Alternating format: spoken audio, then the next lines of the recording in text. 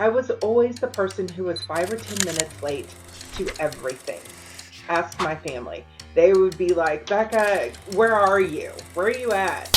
All the time. And I never wanted to be late. I was just always rushing around. But since then, and since being with Southwestern Consulting over the last 11 years, I have found different ways and techniques to help me manage my time, stay on time, and be actually a little bit early to where I need to be. So the first thing that I did was I really took ownership, and it's the mindset. Always we start with mindset, whether it's selling, leadership, time management. We have to have a mindset that we're actually going to be able to do something, and we have to give it our 100% effort and attention. The second thing I did was what we call a time awareness log, and it was just detailing out what do I do between the time I wake up in the morning and the time that I go to bed, and taking ownership and stock of what that is. From that, I learned where am I wasting my time. I've created great morning routines, good evening routines.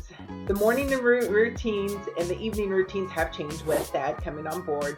And now we've got kid stuff thrown in the middle of all that, but that's okay. If I hadn't known where I needed to do some changes and where we can change things as a family, I would probably still be running around crazy as a parent, right? Parents, can you all agree?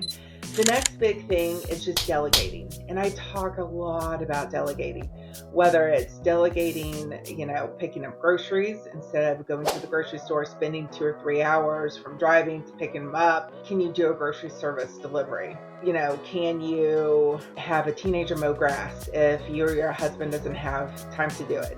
Can you hire, cleaning service? What can you delegate personally and professionally to help you save time?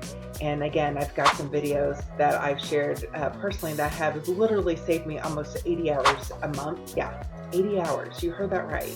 80 hours of time I have saved. So I actually have time to do the things that I love and spend time with the people that I want to spend time with. And then the last thing is having open communication with my amazing husband, and him and I are always talking about our schedule, and I create a weekly schedule.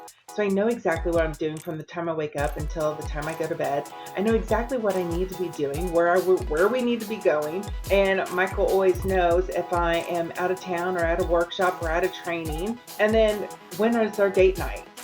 When do we need to grab a babysitter for that? All of those things go in that weekly calendar. So again, most people know this, but are we really willing to change the habit of creating work-life balance? Sometimes it's hard work, but it's so worth it. Until next time, make it a great day.